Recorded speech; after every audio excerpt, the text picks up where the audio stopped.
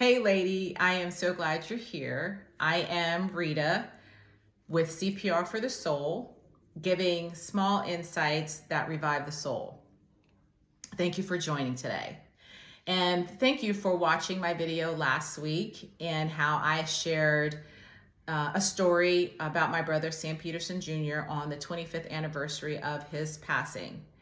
And in today's video, I'd like to talk about how the grieving process and how I'm getting through the grieving process, or what is helping me get through the grieving process.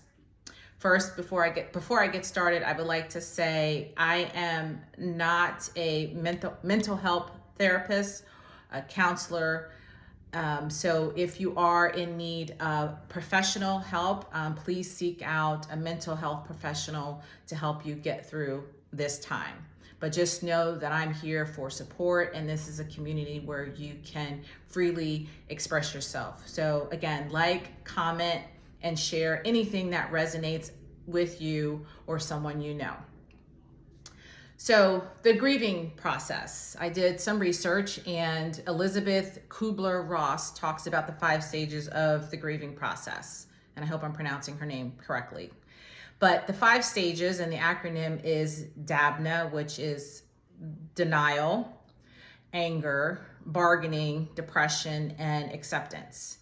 And I believe I've gone through every stage. And one thing she does mention is that there's no set stage. There's like ebbs and flows of going through the process. Some days you may be in denial, and some days you may be in acceptance, but there's no particular order.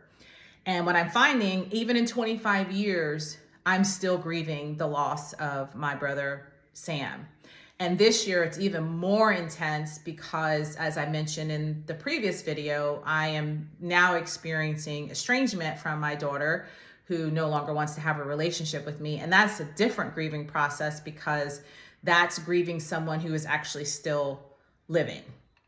But this year is very intense because of that, because I'm still going through, even with Sam, those stages. And it brings me back to that time where I went through the denial. And the denial with Sam was, he was 20 years old. He was very young. And we did not know Sam was born with an enlarged heart. And I remember the doctor saying, if you're not in and out of the hospital, you'll never know that you have it.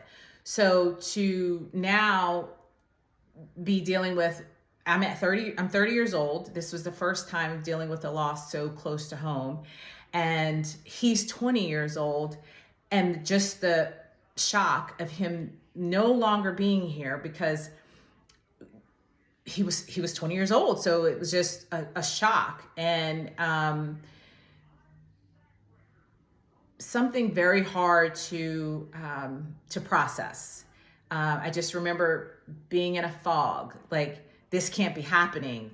No, like, even driving to the hospital saying, Sam, just hold on, I'll be there. And then the anger did eventually kick in, and there's still days where I still feel angry. But it was more intense then because I was angry at myself. I was just mad at everybody, but I was more angry at myself, thinking, because I used to go to a lot of his basketball games, and I believe every basketball game. And that particular game, I was not there, and being mad at myself. And then I got into the bargaining stage of, if only I was there. If I was there, I would have been able to save him. I would have been able to get him to the hospital, or what if this, or what if that. And I just found myself, again, going back to the anger of being mad at myself and everybody around, and just, again, not accepting the fact that he's no longer here. Then the depression, and the depression sometimes still lingers. I can tell you, from September to January, I absolutely hate that time of year, this time of year. And again, some years it's more intense than others, but I just know that I get into like this weird feeling or this weird headspace because October 7th is his birthday. November 7th was the day that my middle brother was in the hospital the same year he passed away, thinking like something was going to happen to him. And then fast forward to December 7th, we lose Sam. So when September rolls around, I just get into like this weird space, and then I just can't wait for January. So it's very, some years it's very hard for me to want to enjoy the holidays. I remember when going through that process, in the beginning, having to put on this front for my kids, because, again, how do you tell young kids that mom is just not up for doing Thanksgiving, or mom is just not up for doing Christmas? So I had to suppress a lot of my feelings to help my children get through the loss of losing their uncle and kind of still keeping some type of normalcy in their life. And so yes, I still, to this very day, and it's 25 years later, I still can't wait to get to January 1st. And so then getting to the acceptance part of the process, meaning I've gotten to a point where it is my reality. It is my reality that I could be gone just like that, just like it was for my brother, unexpected, and it's accepting the reality. This is life. But even in that acceptance, learning that my life is precious, just like his life was precious. I remember my mom sharing a story that I don't know how many years before she had Sam, but before she had Sam, she was pregnant and she actually had a miscarriage. She fell down some steps and she had a miscarriage. And in sharing that story, she was saying she just remembers praying, saying, God, please bless me with another baby. Again, she was going through her grieving process of losing a child, through a miscarriage, and saying, please bless me with another baby. So that's like the bargaining stage for her. And so here, fast forward, October 7th, 1980, she's blessed with Sam being born.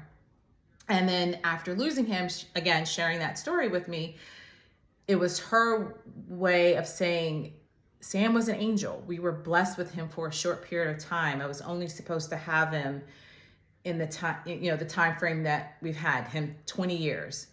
And she felt he was her angel. And then hearing stories again about how he was to other people just really reconfirmed to her and myself and, my dad and my other brother that, he was our angel. So it helped us to accept that we were only blessed with him for a short period of time, being able to accept the reality that he is no longer with us in the physical, but spiritually he's always here.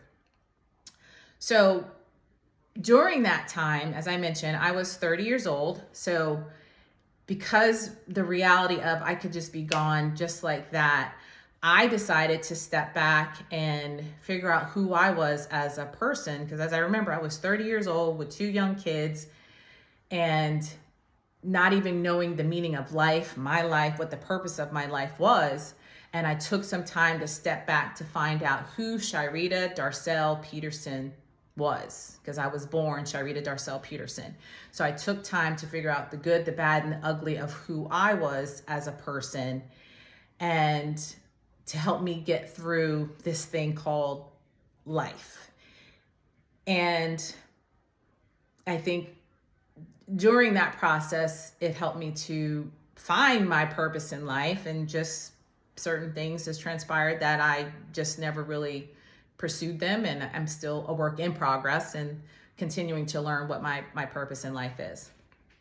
But through that process, what I found was talking about Sam a lot was very therapeutic. Doing that video last week was very therapeutic. And I say that to say to someone who's dealing with a loss that's so heavy right now or anytime, is talk about that individual. And if you're not a talker, maybe do some journaling and continuing to write the stories, even if the story gets repeated. But even in the time that I was talking about Sam, I found that not everybody's ready to hear me tell more stories about him. Not everybody is ready to hear about it at that time. So I found talking to myself, because like I said, I'm a talker. Talking to myself helps. I could be driving in a car and a story pops up in my head and I'll start talking about it. And no, I don't feel like I'm crazy, because in my spirituality, I'm either talking to Sam, as sometimes I imagine him sitting right next to me, or I'm talking to my higher power. But being able to, for me, being able to talk about it helps. So again, if you're not a talker and you rather journal and write things down, that's very therapeutic. I was talking to my son the other day. For him, he goes and plays basketball because that's something that he remembers. Find something that helps you either remember that person, telling stories, journaling. That's very helpful to get through the grieving process. And again, if nobody wants to listen to your story, talk to yourself, talk to your higher power. I also found sitting in my quiet time. That is very important to me, is sitting in my quiet time. Because in my quiet time, I can take in whatever, I can accept whatever pain I'm feeling at the time, whether it's anger, sadness.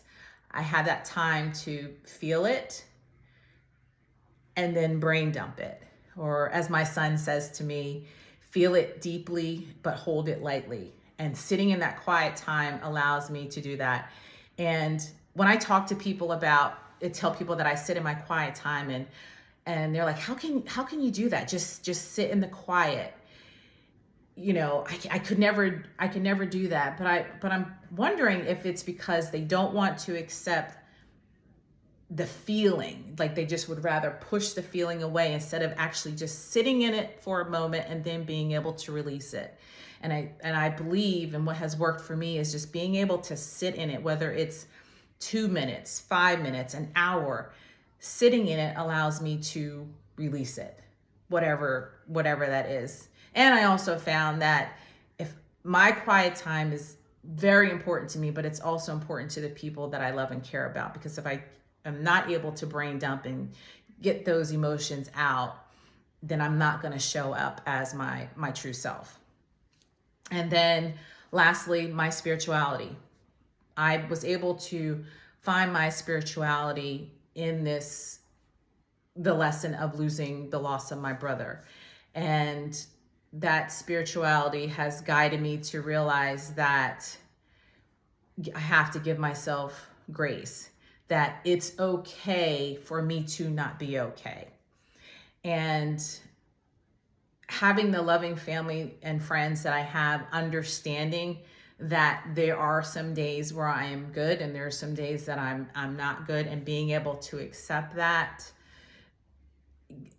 is the best feeling in the world. So understand that it's okay if today you're okay, but tomorrow you're not. Even understanding that at this moment you may be okay, but in 5 minutes you may not.